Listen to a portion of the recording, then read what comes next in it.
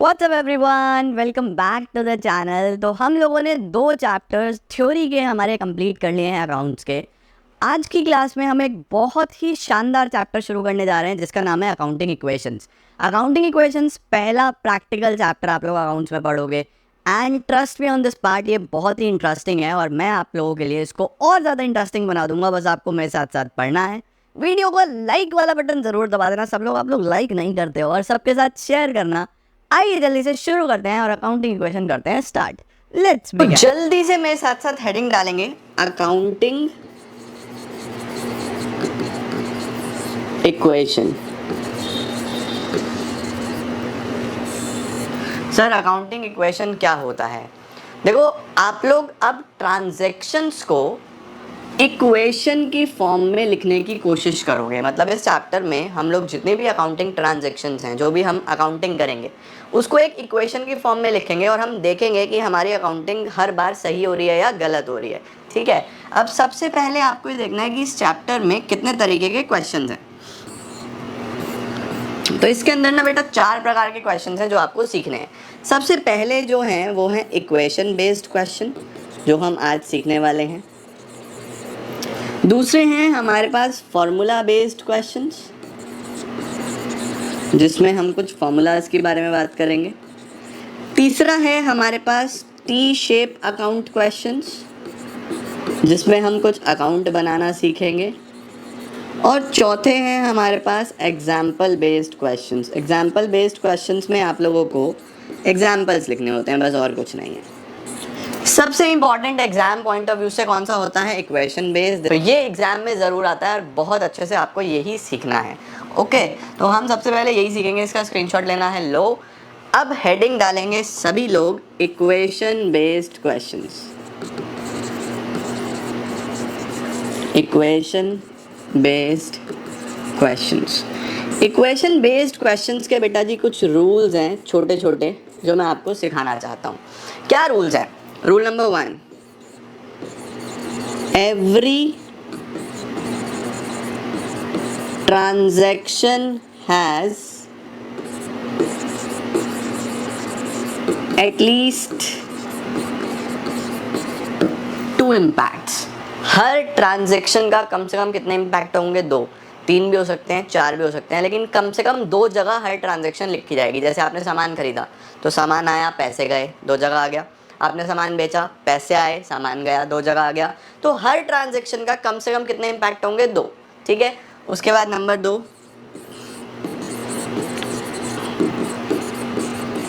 Basic accounting equation is, हमारी basic accounting equation क्या होती है? Basic accounting equation is asset is equal to liabilities plus capital. ये basic accounting terms में भी इक्वेशन कई जगह लिखी थी, अगर आपको याद हो थोड़ा सा। Assets is equal to liabilities plus capital. मैंने आपको बोला था कि मैं अगली क्लास में समझाऊंगा, तो आज हम इस इक्वेशन को डिस्कस करेंगे कि ऐसा क्यों है। Number 3, all expenses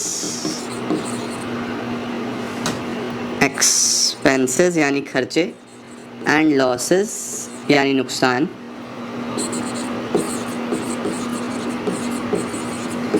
deducted from capital।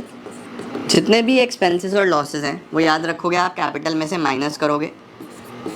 all incomes and gains यानी जब आप पैसा कमा रहे हो और फायदे, incomes and gains added back to capital. तो जो भी एक्सपेंस लॉस है वो आप कैपिटल में से डिडक्ट करोगे, और जो भी इनकम और गेन है वो आप ऐड बैक करोगे कैपिटल में ही। ठीक है, मतलब अगर कोई खर्चा दिख रहा है, कोई लॉस दिख रहा है, तो उसको कैपिटल में से माइनस कर देना। कोई भी इनकम दिख रही है, फ़ायदा दिख रहा है, प्रॉफिट दिख रहा है, तो उसको कैपिटल में प्लस कर देना। ठीक है, ये याद रखना। Number 4, adjustments in capital will be made for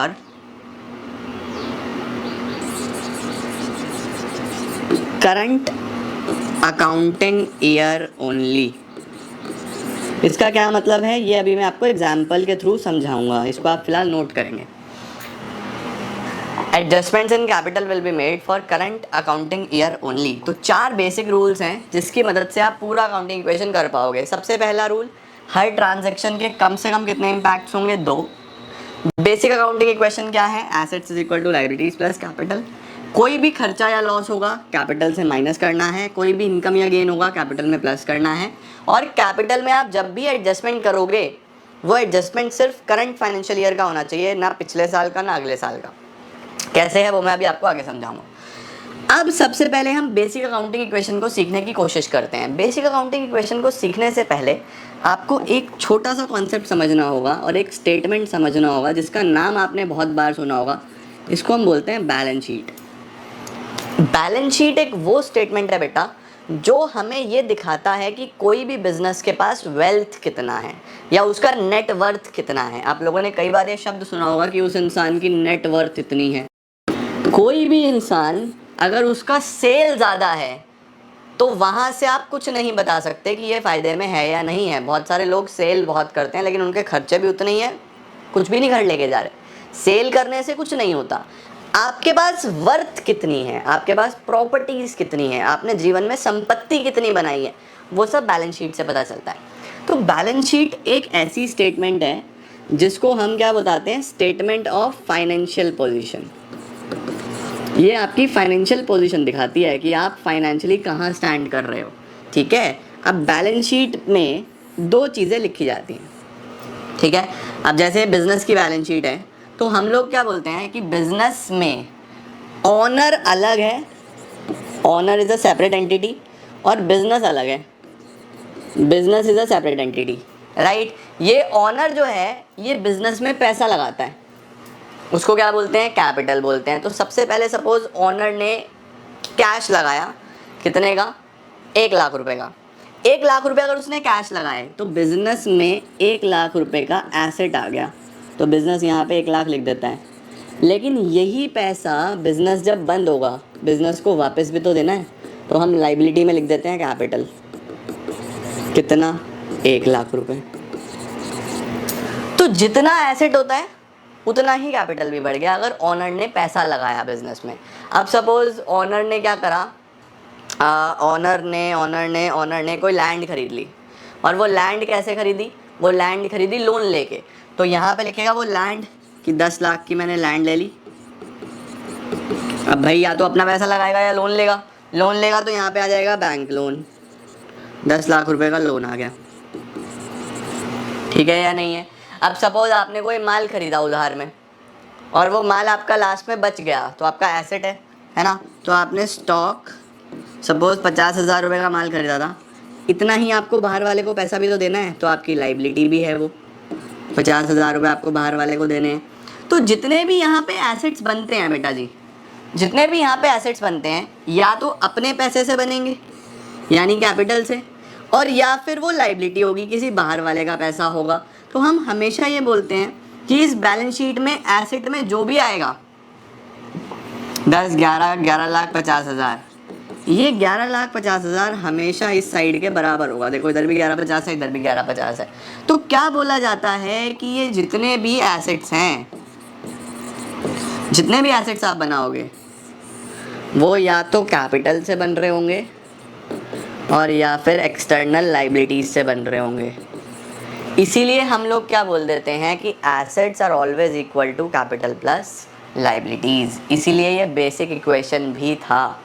basic equation क्या बना था, assets is equal to liabilities plus capital. Although आपसे कोई पूछेगा नहीं कि ये इक्वेशन कैसे बना, बट मेरी रिस्पॉन्सिबिलिटी है कि मैं आपको एक एक बेसिक से चीज़ समझाऊं ताकि तुम्हें तुम्हारी कॉमर्स जर्नी में कोई प्रॉब्लम ना आए। तो आपको समझना ये है कि एसेट हमेशा किसके बराबर होंगे, लाइबिलिटीज प्लस कैपिटल के। बैलेंस शीट का स्ट्रक्चर इस तरीके से है, देखो समझ गए या नहीं समझ गए, सही है। अब हमें क्या करना है, अब हम इक्वेशन बनाने की कोशिश करते हैं। तो इक्वेशन कैसे बनता है बेटा, इक्वेशन के लिए आपको इस तरीके से एक फॉर्मेट बनाना है जिसमें आप यहाँ पे लिखोगे ट्रांजैक्शन, ठीक है, और यहाँ पे आप बेसिक इक्वेशन लिख लो, assets is equal to liabilities plus capital. Assets is equal to liabilities plus capital. इसके नीचे आप एक लाइन खाली छोड़ देना, क्योंकि लाइबिलिटीज़ बहुत सारे तरीके की हो सकती हैं, एसेट्स बहुत सारे तरीके के हो सकते हैं, वो हम लिखते चले जाएंगे।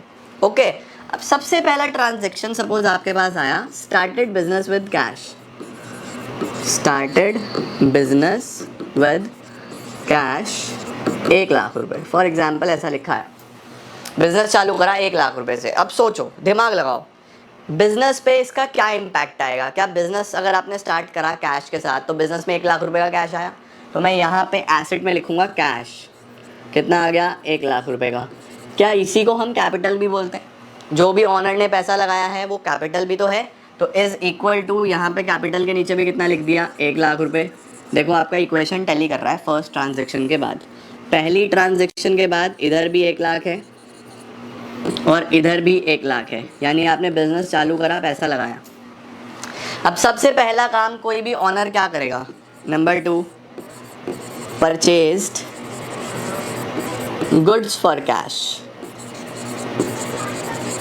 50,000, 50,000 रुपीज़ का माल खरीद लिया, 50,000 का माल खरीदा। अब सोचो, अगर 50,000 का माल खरीदा तो आपके बिजनेस पे इसका क्या इम्पैक्ट होगा। अगर 50,000 का माल खरीदा, गुड्स आए यानी स्टॉक आया, पैसा गया, कोई भी सामान खरीदा तो सामान आ गया, पैसा गया, तो अब क्या करोगे, यहाँ पे लिखोगे स्टॉक आपका एसेट है, स्टॉक कितना 50,000, ये आपके पास आ गया, पैसा चला गया तो कैश में से कम हो जाएगा 50,000, ये आपके पास से 50,000 गया। अब इक्वेशन टैली करके देखो क्या हो रही है, 1 लाख में से 50 का कैश चला गया, कैश मेरे पास 1 लाख था, 50 चला गया तो कितना बचा, 50 बचा, और माल कितने का हो गया मेरे पास अब दुकान में 50,000 का। टोटल बिजनेस कितने का है मेरा 1 लाख का, देखो अभी भी 1 लाख का ही है। वो अलग बात है कि 50 का कैश बचा और 50 का स्टॉक बचा, हाँ या ना, ठीक है। नेक्स्ट क्या आता है, थर्ड, हमने 20,000 रुपये का माल खरीदा क्रेडिट पे। क्रेडिट का मतलब समझो, अब क्रेडिट मीन्स उधार। जब आप सामान खरीदते हो, जब आप व्यापार करते हो, जब आप बिजनेस करते हो, तो आप कैश में भी सामान खरीदते हो और उधार में भी सामान खरीदते हो। तो यहाँ पे जो क्रेडिट टर्म है ना, ये क्रेडिट का मतलब है बच्चे उधार। इसका मतलब सामान तो आया है लेकिन अभी पैसा नहीं दिया, पैसा हम फ्यूचर में देंगे। सामान आ गया बट पैसा अभी नहीं दिया है। ओके, तो हम क्या करेंगे, 20,000 रुपये के गुड्स खरीदे तो स्टॉक में आप 20,000 प्लस कर दोगे। सर हम प्लस क्यों कर रहे हैं, बेटा माल आया, सामान खरीदा तो स्टॉक बढ़ गया। क्या कैश गया, क्या मैं कैश में से माइनस कर दूं 20,000? No, cash is not paid yet, अभी पैसा नहीं दिया है, ये उधार में था। और किसी का भी पैसा देना होता है, इज इट अ लाइबिलिटी, किसी का भी पैसा देना होता है तो उसको लाइबिलिटी बोलते हैं। लाइबिलिटी में क्या नाम लिखूंगा, क्रेडिटर। जिसका पैसा देना होता है उसको बोलते हैं बेटा जी क्रेडिटर। क्रेडिटर का कितना पैसा देना है, 20,000 रुपये। अब चेक करो क्या इक्वेशन टैली होता है, बहुत ध्यान से, थोड़ा सा समय लगेगा इसको सीखने में, बट आप 2-4 क्वेश्चंस के बाद परफेक्ट हो जाओगे बिल्कुल, ठीक है। देखो 50 कैश था आपके पास, गुड्स कितने के हो गए आपके पास, 50 + 20 70 के गुड्स हो गए, इज इक्वल टू 20,000 का क्रेडिटर हो गया और 1 लाख का आपका कैपिटल हो गया। अब देखो इस साइड कितना आ रहा है 120, क्या इस साइड भी 120 आ रहा है, यस इधर भी 120 है।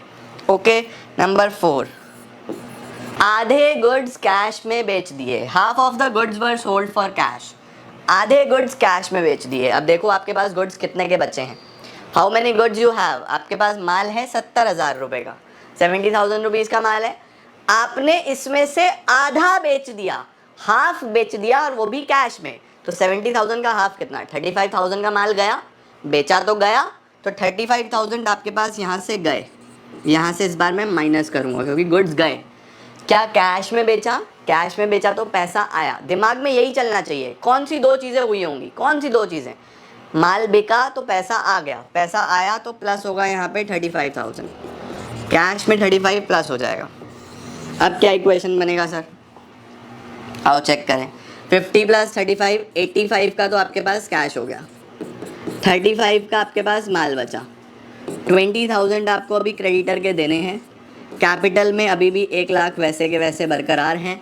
This is how things goes, समझ में आया, ठीक है। चलो नेक्स्ट क्या है, goods of ₹10,000 sold on credit. चलो वीडियो पॉज करो और खुद से अब करने की कोशिश करो। हमने 10,000 का माल बेचा उधार में, क्रेडिट का मतलब है उधार में माल बेचा। सोचो ज़रा जल्दी से क्या होगा, इस बार माल उधार में बेचा, सर क्या होगा। 10,000 का माल बेचा, माल गया गया गया, तो 10,000 यहाँ से कर दो माइनस। क्या कैश में प्लस कर दूँ यहाँ पे? नो, इस बार उधार में है। उधार में है तो हमें पैसा लेना है किसी से पैसा लेना है, तो वो हमारा एसेट बन जाता है और उसको क्या बोलते हैं? डेटर। किसी से पैसा लेना होता है तो वो हमारा एसेट है, वो हमारा डेटर है। ठीक है, तो हम डेटर का कॉलम बनाएंगे और यहाँ पे लिखेंगे 10,000 डेटर में। ये 10,000 डेटर के नीचे आना चाहिए। ओके, फाइनल बैलेंस निकालो इक्वेशन का। What will be the final balance? 85,000 आपका कैश है, 25,000 का स्टॉक है, 10,000 का डेटर है, 20,000 का क्रेडिटर है और 1 लाख का आपका कैपिटल है। देखो इक्वेशन अभी भी टैली कर रहा है, टैली कर रहा है या नहीं कर रहा है? 120, 85 एंड 25, 110 एंड 10, 120, दोनों तरफ बराबर, हमेशा बराबर रहना चाहिए, तभी मज़ा आएगा, नहीं तो गड़बड़ हो जाएगी। अब हमारे पास आता है कि लेट सपोज इस क्रेडिटर को 10,000 पे कर दिए। सपोज यहाँ पे 6 ट्रांजेक्शन बनता है। पेड टू क्रेडिटर 10,000, 10,000 हमने क्रेडिटर को पे कर दिए। अब अगर 10,000 क्रेडिटर को पे करे तो क्या करेंगे? सोचो, दिमाग लगाओ। क्रेडिटर को पे करा तो पैसा गया, यहाँ से 10,000 माइनस कर दो, पैसा गया। दूसरा क्या इम्पैक्ट आएगा? क्या क्रेडिटर कम हो गया आपका उतने से ही, जितना पैसा दे दिया क्रेडिटर कम होगा, तो 10,000 का मेरा क्रेडिटर कम हो गया, यहाँ से माइनस कर दूंगा क्रेडिटर में। अब क्या इक्वेशन बैठेगा? कैपिटल तो सेम 1 लाख का बैठेगा, क्रेडिटर अब 10 का बचा क्योंकि 10,000 पे कर दिए। यहाँ पे 10,000 डेटर से लेने हैं, 25,000 एज इट इज स्टॉक है और कैश में मेरे पास 75 बचे। हो गया नहीं हो गया काम? ठीक है, तो इस तरीके से इक्वेशन चलता रहेगा। जितने भी क्वेश्चन आएंगे आप आसानी से कर पाओगे। नंबर 7, सपोज अब आता है रेंट पेड 25,000। 25,000 का बेटा जी रेंट पे कर दिया आपने। सर रेंट पे करा तो क्या होगा? कैश कम होगा, पहले तो पैसा गया, तो 25,000 कैश में से कम कर दूँ, ये गया कैश। दूसरा क्या करूँ रेंट को? क्या एसेट है, क्या लाइबिलिटी है? नहीं, रेंट एक खर्चा है। और मैंने आपको क्या नियम लिखवाया, क्या रूल लिखवाया? सभी खर्चे कैपिटल से कम होंगे, तो यहाँ से माइनस करूँगा मैं 25,000। यही लिखवाया था मैंने आपको अभी। All the expenses will be deducted from capital. सभी खर्चे कैपिटल से कम होंगे, तो कैपिटल कितना बचेगा? 75,000 का कैपिटल बचा, 10,000 मेरे पास यहाँ पे क्रेडिटर के हैं, 10,000 डेटर के हैं, 25,000 का स्टॉक है मेरे पास और 75 माइनस 25, 50,000 रुपीज़ का मेरे पास कैश बचा है। देखो समझ में आ रहा है? बढ़िया तरीके से इक्वेशन इजीली बन रही है। ओके, अब देखो अगर मैं लिखूँ कमीशन रिसीव्ड, आपको कोई कमीशन मिला, कमीशन एक फ़ायदे वाली चीज़ है। कमीशन रिसीव्ड 10,000, चलो करो जल्दी से, वीडियो पॉज करके खुद से करो। कमीशन मिला तो क्या होगा? कैश बढ़ेगा और फ़ायदा है इनकम गेन सब कैपिटल में प्लस, तो यहाँ पे प्लस। सर अगर ड्राइंग्स हो, पैसा निकाल लिया तो कैपिटल से माइनस, कैश से माइनस, है ना? Simple. Okay, final equation 75 plus 10, 85 आ गया। 10,000 आपके किसके हैं? ये क्रेडिटर के हैं, 10,000 आपके डेटर के हैं, 25,000 का स्टॉक है और कैश कितना है? 60,000। तो इस तरीके से बेटा जी आपका इक्वेशन बनता है। कुछ क्वेश्चंस आपको ऐसा बोलेंगे कि लास्ट में बैलेंस शीट भी बना के दिखा दो। तो अगर आपको इससे बैलेंस शीट बनाना हो तो देखो ये तो ऐसा चल रहा है हॉरिजॉन्टल चल रहा है ना, इसको बस वर्टिकल कर दो। वर्टिकल का मतलब एक बैलेंस शीट के फॉर्म में बना दो। इसके नीचे ऐसा करो, ऐसा एक टी बनाओ, यहाँ लिखो बैलेंस शीट। बैलेंस शीट में याद रखना बेटा जी कोई भी डेबिट क्रेडिट नहीं होता है, क्योंकि बैलेंस शीट कोई अकाउंट नहीं है। डेबिट क्रेडिट हमेशा सिर्फ अकाउंट के होते हैं। ओके, बैलेंस शीट में इधर आएगा लाइबिलिटीज, अमाउंट, एसेट्स, अमाउंट। अब एसेट्स में क्या क्या है आपके पास? Cash, stock, debtor. तो यहाँ पे लिखेंगे कैश, स्टॉक, डेटर। कैश कितना है? 60,000, स्टॉक कितना है? 25,000, डेटर कितना है? 10,000। तो 60, 85 एंड 10, 95। अगर आपने सब ठीक करा है तो ये इधर भी 95 आना चाहिए। इस साइड क्या क्या है, लाइबिलिटीज प्लस कैपिटल। लाइबिलिटी में आपके पास क्रेडिटर है 10,000 का और कैपिटल है 85,000 का। तो 85 और 10, 95। जब भी आप टोटल करेंगे बेटा जी, तो एक तो ये टोटल आमने सामने आना चाहिए, दूसरा जहाँ क्लोज करोगे वहाँ ये डबल लाइन होनी चाहिए। ठीक है, ये कुछ बेसिक स्ट्रक्चर्स हैं अकाउंटिंग के जो आपको पता होने चाहिए और धीरे धीरे आप लोग को आ भी जाएंगे। देखो, अगर बैलेंस शीट टैली कर रहा है, दोनों साइड मैच कर रहा है, इट मीन्स आपने बिल्कुल सही करा है, कोई भी गलती आपने नहीं करी है इसके अंदर। समझ आया? This is how accounting equation में equation based questions are done. इस तरीके से बेटा जी इक्वेशन बेस्ड क्वेश्चंस होते हैं। मैं 3 क्लासेस लगाऊंगा इक्वेशन बेस्ड क्वेश्चन पे और 1 क्लासेस लगाऊंगा बाकी बचे हुए टॉपिक्स के लिए, क्योंकि वो छोटे छोटे टॉपिक्स हैं। तो equation based questions I hope आपको समझ आया होगा। आज मैंने बेसिक क्वेश्चन कराया है। आप जो भी बुक फॉलो कर रहे हो, जो भी बुक आपके पास है, उस बुक का स्टार्टिंग के 1-2 क्वेश्चंस आप ट्राई करके देखो, आपके इस कॉन्सेप्ट पे बेस सारे हो जाएंगे। अगली क्लास में मैं थोड़ा एडवांस लेवल पे चलूँगा, थोड़े टिपिकल क्वेश्चंस कराऊंगा और थर्ड क्लास में इसी इक्वेशन में हम लोग मोस्ट टिपिकल और एग्जाम में आने वाले क्वेश्चंस करेंगे। बट उससे पहले बेस बनाओ। बेसिक तैयार हो गया तो तुम कैसा भी क्वेश्चन कर पाओगे। तो आज की class is very important. I hope आप लोगों को अच्छी लगी होगी। इस वीडियो को शेयर ज़रूर करना सभी फ्रेंड्स के साथ। चैनल को सब्सक्राइब कर देना, क्योंकि इस चैनल से आपको बहुत हेल्प होने वाली है अपने पूरे कॉमर्स करियर में। तो बहुत मुझे भी अच्छा लगता है, अप्रिसिएशन मिलता है। Thank you so much guys. मिलता हूँ नेक्स्ट वीडियोज़ में। Till then take care, bye bye.